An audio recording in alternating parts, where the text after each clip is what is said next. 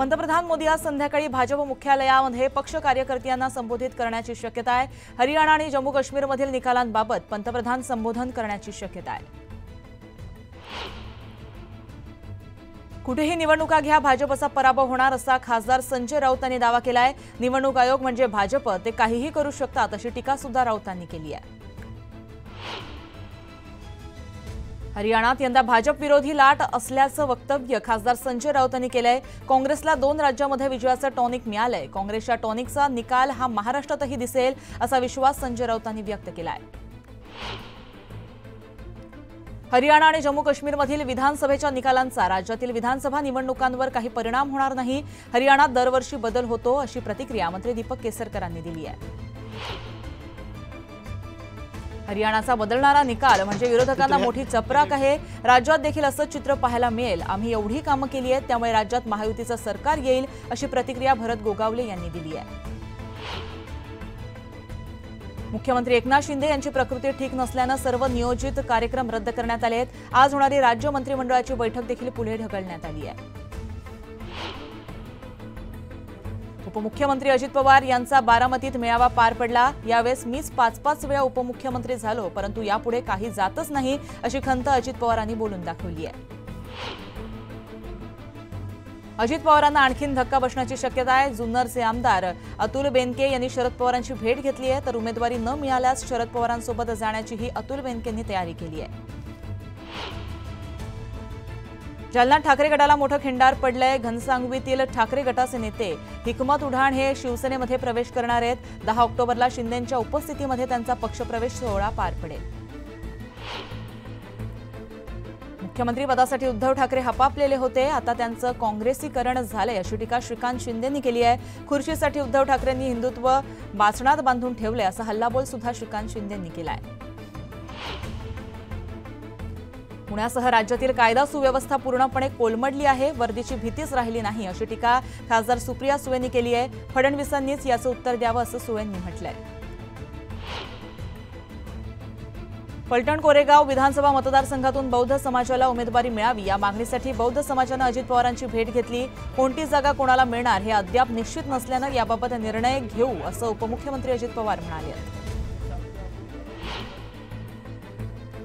पुण्यातील हडपसर विधानसभा मतदारसंघासाठी उद्धव ठाकरेंची शिवसेना आग्रही आहे। ठाकरे पक्षाकडून कोथरूड, वडगाव शेरी आणि हडपसर या 3 जागांवर दावा करण्यात आलाय। स्वराज्य संघटनेला पक्ष म्हणून मान्यता मिळाल्यानंतर संभाजीराजे 11 ऑक्टोबरला पुण्यामध्ये शक्ती प्रदर्शन करणार आहेत। विधानसभा निवडणुकीच्या पार्श्वभूमीवर संभाजीराजे मेळाव्यातून मोठी घोषणा करण्याची शक्यता आहे।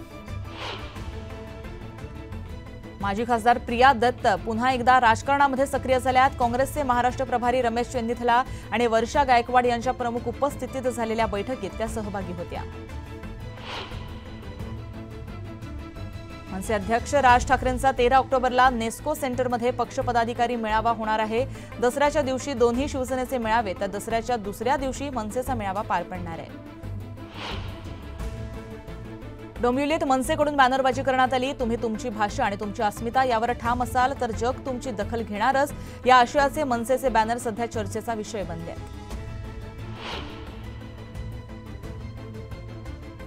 माजी आमदार भानुदास मुरकुटेंवर अत्याचाराचा गुन्हा दाखल करण्यात आला। एका महिलेच्या तक्रारीवरून गुन्हा दाखल करत पोलिसांनी मुरकुटेंना ताब्यात घेतलंय।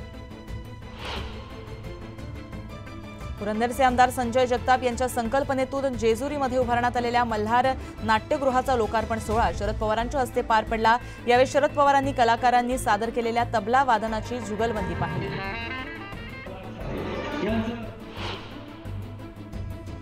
वाढवण बंदरापासून अवघ्या काही अंतरावर तब्बल 1200 एकरावर टेक्सटाईल पार्कच्या उभारणीसाठी हालचाली सुरू करण्यात आल्या आहेत। MIDC कडून या प्रकल्पासाठी भूसंपादनाची प्रक्रिया सुरू असल्याची माहिती समोर आली आहे। शिवडी विधानसभा क्षेत्रामध्ये पाणी टंचाई भासत असल्यानं महिलांनी पालिकेवर हंडा मोर्चा काढलाय। यावेळेस पालिकेविरोधी जोरदार घोषणाबाजी देखील करण्यात आली आहे। कर्नाटक महाराष्ट्र सीमेवरील राष्ट्रीय महामार्गावरील निपाणी जवळील कोन्नोळी चेक पोस्टवर धाड टाकण्यात आली आहे। चेक पोस्टवरील कागदपत्रांची लोकायुक्त अधिकाऱ्यांनी तपासणी केली आहे। समृद्धी महामार्गावर मध्यरात्रीच्या सुमारास 2 खासगी बसवर अज्ञातांनी दगडफेक केली। या बस चालकासह 2 प्रवासी जखमी झालेत। या प्रकरणी पोलिसांकडून अधिकचा तपास सुरू आहे।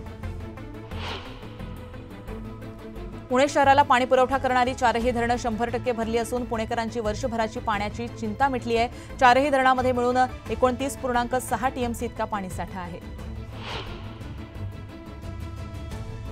राज्यातील उद्योग गुजरातमध्ये घेऊन जात असल्याचा आरोप शरद पवारांच्या राष्ट्रवादीच्या युवक काँग्रेसनं केला आहे। राष्ट्रवादी युवक काँग्रेसनं जिल्हाधिकारी कार्यालयावर आंदोलन करत जोरदार घोषणाबाजी केली आहे। पुण्यातील भोरमधील धोकादायक प्रवास समोर आलाय। 9 जणांची क्षमता असणाऱ्या वाहनात तब्बल 18 प्रवासी बसून प्रवास करत असल्याचं समोर आलंय। याच वाहनातून 2 विद्यार्थी छतावर बसून प्रवास करतायत।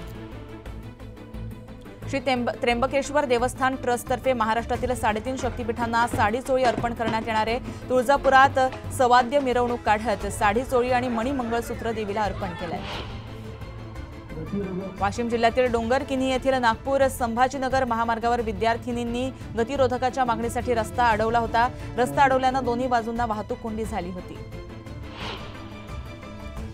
अंध मुलींना शिक्षणाबरोबरच स्वयंरोजगाराचे धडे दापोलीत देण्यात आलेत।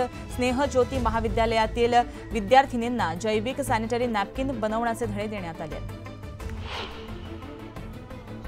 तुळजाभवानी देवीच्या दर्शन रांगेमध्ये हाणामारीची घटना घडली आहे। दर्शन रांगेत पंढरपूरहून आलेल्या 7 ते 8 तरुणांनी जबरदस्ती रांगेत घुसण्याचा प्रयत्न केला, तर हैदराबादहून आलेल्या भाविकांनी त्यांच्यावर हल्ला केल्याची माहिती येते आहे। नवरात्र उत्सवाच्या ललित पंचमीच्या निमित्तानं करवीर निवासिनी अंबाबाई देवी त्र्यंबोली देवीच्या भेटीला जाते। पारंपरिक लवाजम्यासह देवीची पालखी त्र्यंबोली देवीच्या भेटीला येते। राजघराण्याचे प्रतिनिधी उपस्थित असतात। जळगाव जिल्हा परिषदेमध्ये शिक्षण अधिकाऱ्यांच्या दालनामध्ये आजी माजी जीपी सदस्यांमध्ये हाणामारी झाली आहे। पीसी पाटलांनी कपडे फाटल्याचा आरोप गोपाल चौधरी यांनी केलाय। धुळे शहरातील मोकाट कुत्र्यांसंदर्भात महापालिका ऍक्शन मोडवर आली आहे। महापालिकेनं शहरातील तब्बल 25,000 मोकाट कुत्र्यांचं लसीकरण करण्याचा निर्णय घेतलाय। चांदवडमध्ये पित्यानं मुलाला छताला उलटं टांगून बेदम मारहाण केल्याची संतापजनक घटना घडली आहे। दवाखान्यात उपचारासाठी जास्त पैसे खर्च केल्याच्या रागातून ही मारहाण करण्यात आली। निर्दयी बापावर गुन्हा दाखल करण्यात आलाय।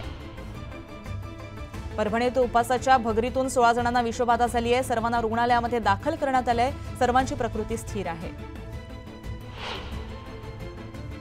मागील 5 दिवसांपासून श्रमजीवी संघटनेनं आंदोलन सुरू केलंय। वन हक्क दाव्यांसाठी दावेदारांनी पालघर जिल्हाधिकारी कार्यालयाच्या प्रवेशद्वारावर ठिय्या मांडलाय। चहाच्या कागदी कपांवर तातडीनं बंदी घालण्यात यावी या मागणीसाठी आझाद हिंद सेनेनं बुलढाण्यामध्ये ठिय्या आंदोलन केलं। मागणी मान्य न झाल्यास ठोकशाही पद्धतीनं आंदोलन सुरू असा इशारा केला गेलाय। नांदेडच्या हदगावमध्ये 100 शेतकऱ्यांनी एकत्र येत कृषी प्रक्रिया उद्योगाची मुहूर्तमेढ रोवली आहे। हदगाव तालुक्यातील हा पहिलाच प्रयत्न असून शेतकऱ्यांना याचा फायदा होणार आहे। सोयाबीन आणि कापूस अर्थसहाय्य योजनेअंतर्गत बीड जिल्ह्यामध्ये शेतकऱ्यांना 157 कोटी रुपयांचं वाटप करण्यात आलं।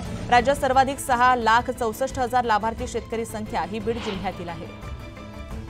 श्रीरामपूरमधील बांधकाम अभियंत्यांनी सहाय्यक संचालकाच्या मनमानी विरोधात उपोषण सुरू केलं आहे। सहाय्यक संचालक 6 महिन्यांपासून बांधकाम परवानगी देत नसल्यानं घरगुती आणि व्यावसायिक बांधकामं पूर्णपणे ठप्प झाली आहेत। हिंगोलीच्या सेनगावमध्ये मोठ्या प्रमाणात संत्रा बागा आहेत, मात्र सध्या तापमानात वाढ झाल्यानं त्याचा परिणाम संत्रा बागांवर होताना दिसतोय। संत्रा पिकावर लास व्हायरस आणि पांढऱ्या माशीचा प्रादुर्भाव दिसून येतोय।